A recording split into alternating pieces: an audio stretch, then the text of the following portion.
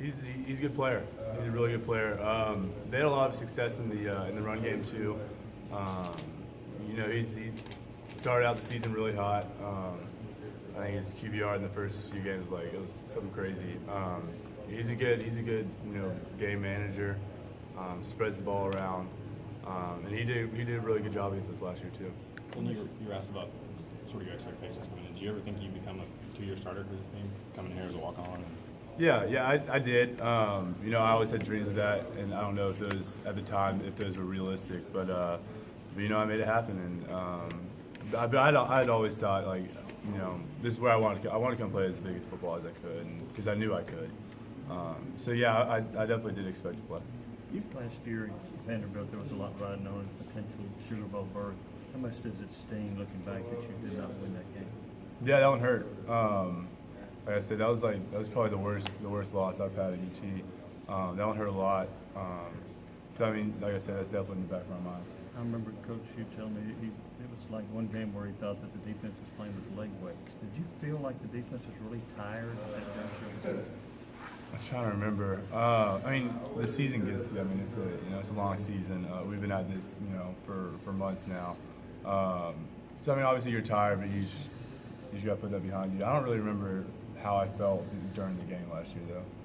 You came here as a walk-on, but you were part of a class that was senior class that was really heralded. How do you think this class is going to be remembered?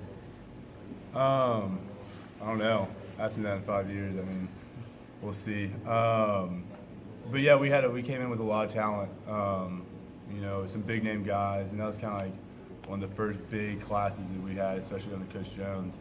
And so there's a lot of excitement. I thought that built up a lot of excitement with the program. And then we had just how college football is. We had a lot of guys leave. But I always remember coming in with those guys. There's always be relationships I have. So. Looking back on your time as a Vol, is there a particular memory or game that sticks out to you the most? Oh, that was tough. I'm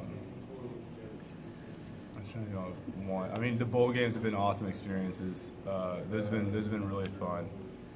Just get that extra week or so with the team, and having fun with them. One game, I would say probably my first start for me personally. That Bowling Green game my sophomore year. That just was kind of like validation that hey, you made it. There's so many different experiences you have while you're in college. So. Colton, can you take us through how you ended up here, kind of the wild ride, and how close did you come to going to Navy? Yeah, you got a minute? Because it takes a while.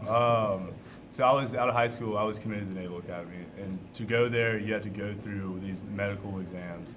And so when mine came up that I had this kidney condition that basically just disqualified me from the military service. And they thought they were going to get a medical waiver, but the week before, it was exactly 7 days before I was supposed to report.